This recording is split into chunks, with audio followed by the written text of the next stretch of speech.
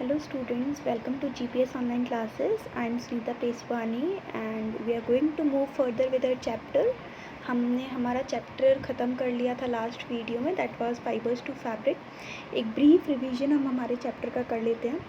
हमने इस चैप्टर में एनिमल फाइबर्स के बारे में स्टडी किया था अबाउट वूल एंड सिल्क। वूल हमें काफ़ी सारे एनिमल से ऑब्टेन होती है, शीप या गोट, कैमल, इनसे। और सिल्क हमें सिल्क वॉर्म से ऑब्टेन होते हैं।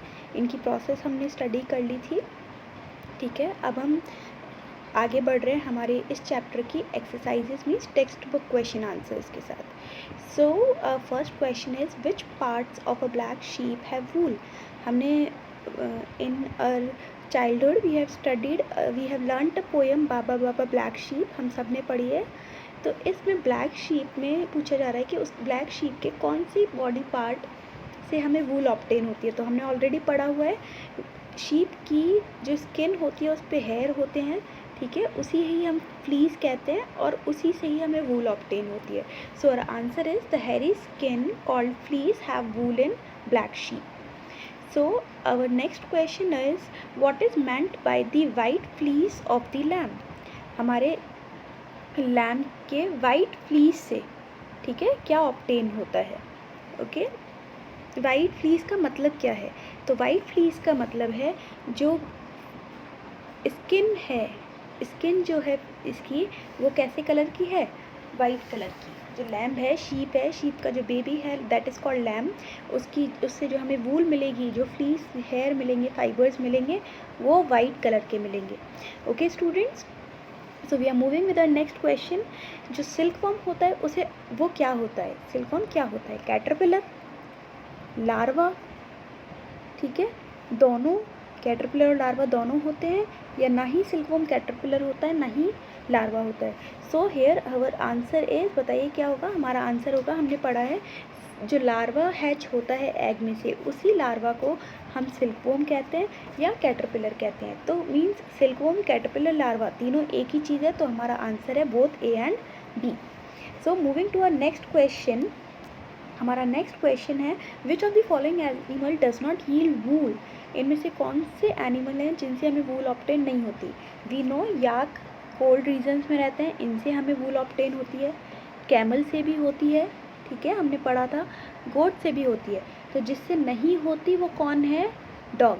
हमें डॉग से वूल ऑब्टेन नहीं होती। सो अवर आंसर इज, जो क्वेश्चन का आंसर है, क्वेश्चन में पूछा है किससे नहीं होती, तो किससे नहीं होती? वूली डॉग से। मूविंग फर्दर, हमें ये फॉलोइंग डेफिनेशंस बतानी है, इन टर्म्स का क्या मीनिंग है वो एक्सप्लेन करना है। रियरिंग मैंने पहले भी बताया था, किसी भी एनिमल को जब पाला जाता है, उसकी देखभाल की जाती है, उसको खिलाया पिलाया जाता है, तो इसी प्रोसेस को, पालने की प्रोसेस को ही हम क्या कहते हैं? रियरिंग कहते हैं। Okay students, so next question है शेयरिंग। शेयरिंग हमने पढ़ा है, शीप की बॉडी पर जब हेयर अच्छे से ग्रोथ हो जाती है तो उसकी बॉडी से जो ये फ्लीस है, हेयर है, उन्हें रिमूव किया जाता है, और उसके साथ उनकी हल्की सी स्किन, पतली सी स्किन लेयर भी निकलती है, इसे ही हम कहते हैं शेयरिंग। ओके स्टूडेंट्स, शीप की बॉडी से फ्लीस रिमूव करना with a thin layer of skin is called shearing. Moving to our next question, next point, that is sericulture. Sericulture is related to S for sericulture and S for silkworms. तो silkworm को पालना, उनका देखभाल करना, उनकी देखरेख करना, ताकि हम उनसे सिल्क ऑब्टेन कर सकें।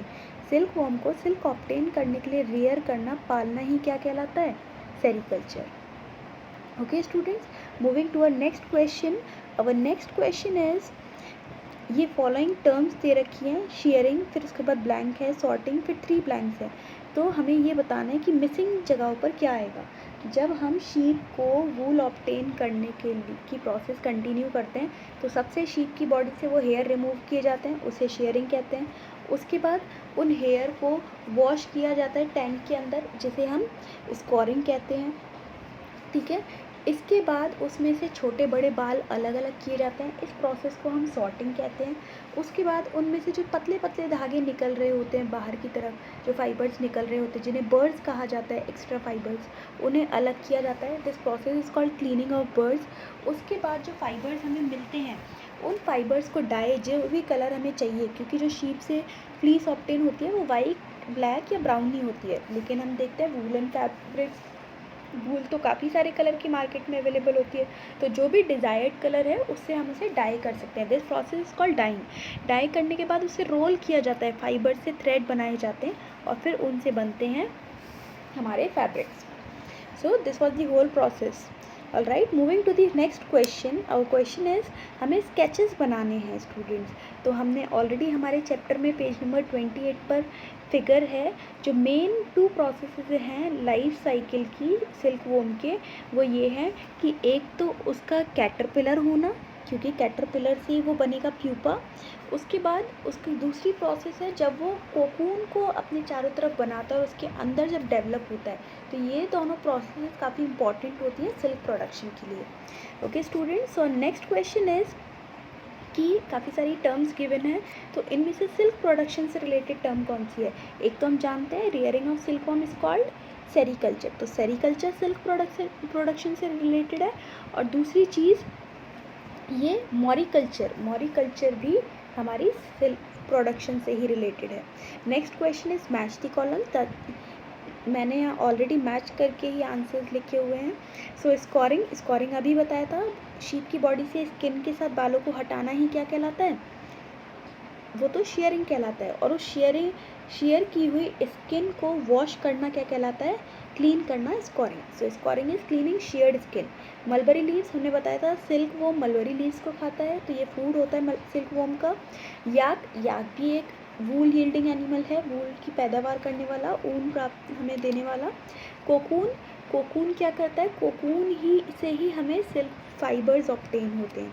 Okay students, so we are done with the exercises. You have to do this work in your fair notebook, and there is 9th question, that is crossword puzzle, and I am giving you that question for homework. You have to do that on your own, go through the chapter and make sure that you attempt each and every part of that crossword puzzle. Okay students, we'll start our next chapter in our next session. Stay tuned. Have a nice day.